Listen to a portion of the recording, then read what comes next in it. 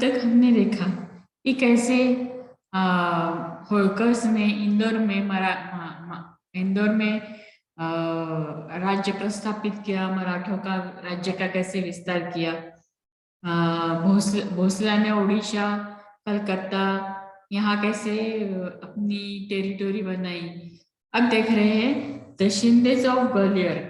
Bajirao first had rightly जज the capabilities of Ranuji Shinde and made him a Sardar in the north.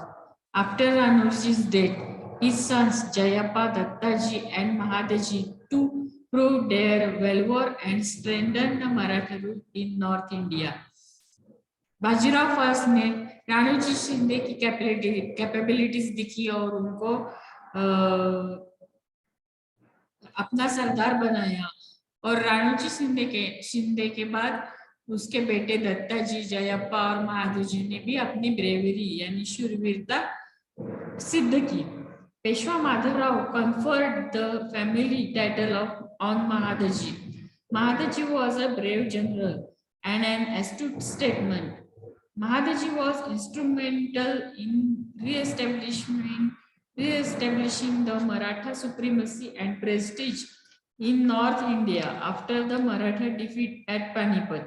He realized that the guerrilla tactics of Marathas would not be suitable for the warfare in the plains of the north. He trained his army and modernized his artillery under the guidance of French military expert de Bougain. With the help of this trained army, he subdued the Rohillas, Jats, Rajput, and the Bundelas. The British began to take interest in the politics at Delhi when they felt that the Marathas might have become weak after the Battle of Panipat. They managed to get Diwani rights of Bengal province and wanted to capture the Emperor of Delhi. In these adverse circumstances, Mahadaji Shinde defeated the British and reinstated the emperor on the throne. The emperor was pleased with his bravery and conferred the title of Vakil-i-Mutlaq upon him, which meant that he had the authority of civil and military rights. He accepted that position on the behalf of the minor Peshwa Savai Madhavrao. Due to this, the Marathas gained full control of the empire. It was very difficult to save the tottering empire. Mahadaji managed the difficult affairs with the strong determination and looked after the Delhi affairs during 1784 CE to 1794 CE. The heirs of Najib Khan, responsible for the Panipat battle, were still plotting against the Marathas in Rohilkhand. Najib's grandson Ghulam Qadir captured the Red Fort and tortured the emperor and his begums for their wealth. He got out the emperor's eyes and took hold of the royal treasure. In these circumstances, Mahadaji defeated Qadir. He confiscated the wealth from him and returned to the emperor. He reinstated the emperor on the throne of Delhi. Thus, Mahadaji recovered the Maratha prestige, which was lost over the Battle of Panipat. He controlled the politics of India by putting the emperor under the Maratha control. Due to the family feuds among the Peshwas, Raghunath Rao opted to go to the British camp. He wanted to become a Peshwa with the help of British. It was not acceptable to the Maratha statesmen. This led to an inevitable conflict between the Marathas and the British. The conflict between the two great powers, the Marathas and the British, would finally decide who the ruler of India would be. From Mumbai, the British marched on the Marathas via Borghat. The Maratha army gathered under the leadership of Mahadaji Shinde. The Marathas blocked the supply of food grains to the British using guerrilla tactics. Both the armies met at Vadgaon. The British were defeated in this battle and were forced to surrender the custody of Raghunath Rao to the Marathas.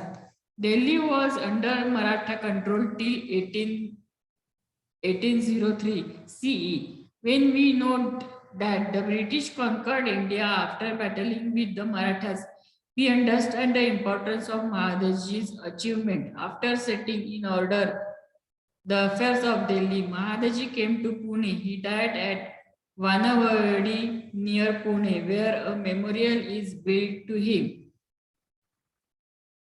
Like this, like the Shindes, the Holkars and the Bhosles, some other prominent Maratha Sardars also rendered noteworthy services to the Maratha Raj.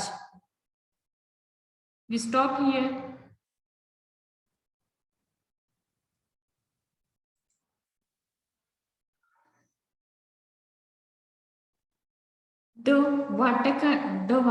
Vakataka dynasty. The power of the Satvas began to weaken by the 3rd century CE. Among the dynasties that emerged after that, the Vakataka was a powerful dynasty. It was founded by the king Vindhyashakti. He was succeeded by Pravarsen I. After his death, the kingdom of the Vakataka got divided. There were two main branches. The capital of the first was Nandivardhan near Nagpur, and the capital of the other branch was Vatsagulma, which is today's Vashi. Pravarsen first, son of the Vindhyashakti, extended the Vakataka kingdom in the north up to Malwa and Gujarat, and in the south up to Kolhapur. At that time, Kolhapur was known as Kuntal. We have read that the Gupta Emperor Chandragupta II had married his daughter Prabhavati to Rudrasen II, the Vakataka king. Varadev, a minister of the Vakataka kingdom, Harisen, was a follower of Buddhism. Cave number 16 at Ajanta was dug at his instance. Some other caves at Ajanta were dug and beautified with paintings during Harissena's regime. The Vakataka king Pravarsen II composed Setubandha in Maharashtri, a Prakrit language. Similarly, Kalidasa's Meghdut also belongs to this period.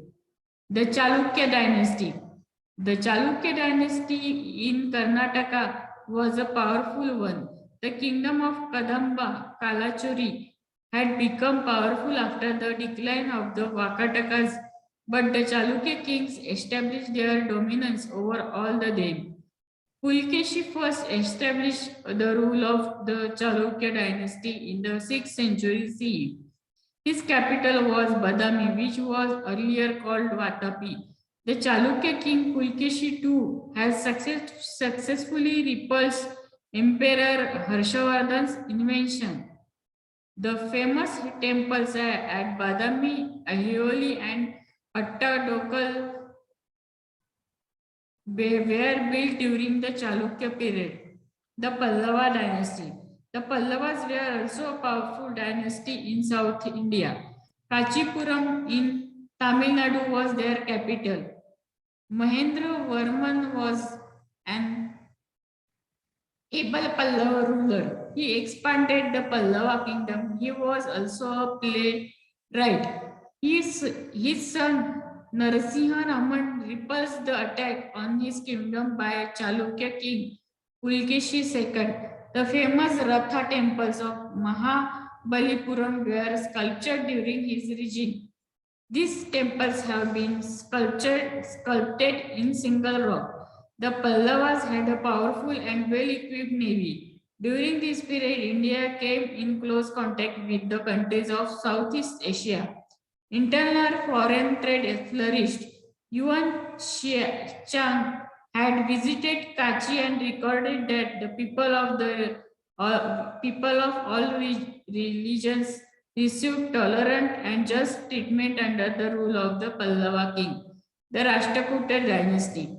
At the height of their power, the dominion of the Rashtrakuta dynasty extended from the Vindhya Mountains up to Kanyakumari in the south. Their power was first established in Maharashtra by King Dantidurga Krishna Raja I. I had the famous Kailas temple carved at Ellora. Up to now, we have learned about the different dynasties that ruled ancient India. In the next lesson, we will review the social and cultural life in an ancient India.